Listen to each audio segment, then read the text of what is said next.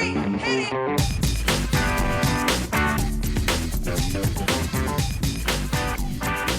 Good morning, good afternoon, good evening, and welcome to today's Caffeine for the Soul. And if you like the kinds of ideas we talk about in these podcasts each week, please do check out the website michaelneill.org to learn more. Years ago, I began my career, I guess you'd call it, in the world of spiritual and practical development by apprenticing with a teacher named Stuart Wilde. And Stuart wrote books like Life Was Never Meant to Be a Struggle, and The Quickening, and The Trick to Money is Having Some. And he was a kind of a wild guy. He was very funny, and he was very brilliant.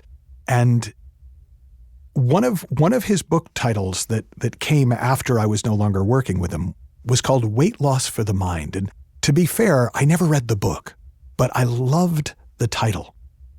And when I was thinking about how to explain what I have come to see is probably the single biggest obstacle to clarity of mind and well-being, but is also the thing that allows us most easily to access it.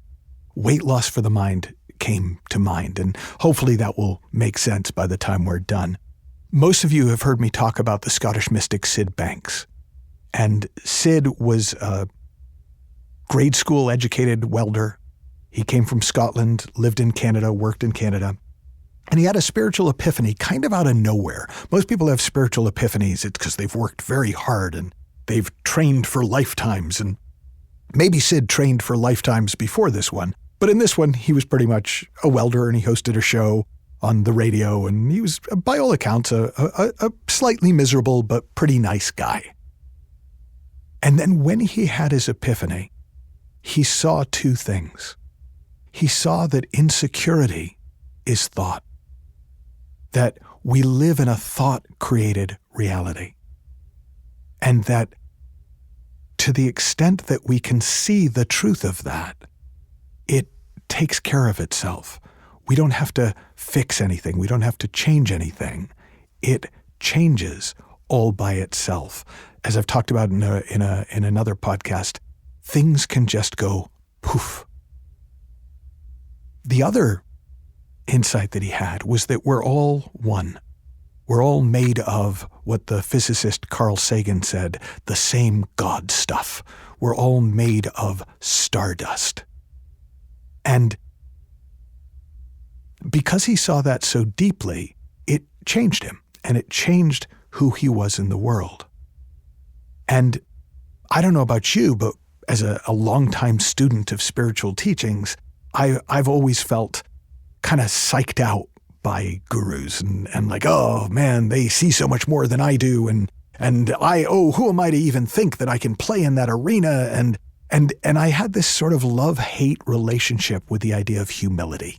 Because to me, humility was, I should keep myself small so other people can feel big around me. And it never really appealed. But by the same token, it was like, oh, but I shouldn't think I'm big because, I don't know about you, but I could drive myself crazy thinking about it. And then one day I was reading something by Sid Banks, and he defined humility in a way I had never considered it. And he said, humility isn't thinking less of yourself. It's thinking of yourself less. And I heard that beyond the words. I recognized the truth of that in the moment of hearing it. Humility isn't thinking less of yourself. Oh yeah, I'm crap. Aren't I humble? It's just having less of you on your mind. And sort of a cutesy way I came up with to remember it is when I have less on my mind, when I have less of me on my mind, everything's a lesson, everything's an opportunity to learn.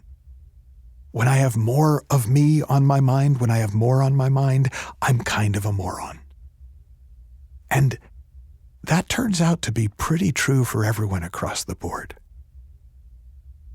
Now, how do we have less of us on our mind? How do we have less of our plight, less of what we think we should be and what we think we aren't, and what we worry that we were supposed to be and what we're sure we're not. Well, there's a very simple thing that I've seen that's helped me with it. And it's the distinction between fixing and learning.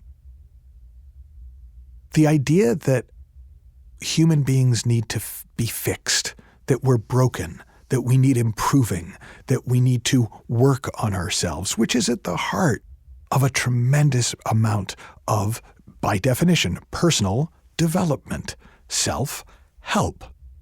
It's about fixing what's broken. It's about making something work better than it does because it's messed up. And usually the explanation is psychological and sometimes it's karmic from past lives. But what most people agree is there is something wrong with us and we need to fix it to have a better life.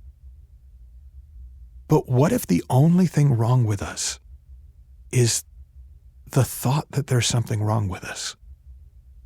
What if we are made of well-being? We are made of resilience. We are made of creative potential, but we don't know how to use it. Nobody ever showed us that. So if you work perfectly, but you just don't know that, and things aren't going the way you want them to go, it would make sense that you think, oh, what did I do wrong this time? Oh, yeah, it's that pattern again. It's that thing that's always been true. Oh, yeah, I'm the kind of person who, and I'm not the kind of person who. And man, if I want to work on myself, if I can just fix this about me. And so it makes sense that if that's your fundamental assumption, that you are broken and need fixing, that you are okay but need improving, of course you're going to be on your mind all the time. But if you're not the problem, if the only thing between you and your full potential is understanding how you're made, understanding how thought works, that thought creates our experience of life, that thought creates our reality, our personal reality, that consciousness allows us to see thought, to recognize thought, to not get hypnotized by thought, that there is a deeper mind beyond our brain, before our personal mind, that is connected directly to the intelligence of life itself. Then when things go wrong, we can learn. We can see, oh, how does this work? How does this work? How does this work? Instead of trying to ask and answer the question, what's wrong and how can I fix it? We start to ask and answer the question, how does this work? And how can I understand it more deeply? And when you shift that fundamental assumption, you're no longer on your mind. You stop being all that interesting to yourself. The details of you and your life look like the human condition. Everybody thinks, and everybody uses thought to make themselves feel crap from time to time. Everybody has highs and lows. Everybody wants to experience more love and good feeling. And when your experience looks like a combination of the human condition and your level of understanding of how you work, then you just naturally have less of you on your mind. And when you can take the weight of yourself off your mind, it's remarkably easy to navigate life in the world. Have fun, learn heaps, happy exploring, and I'll talk with you soon.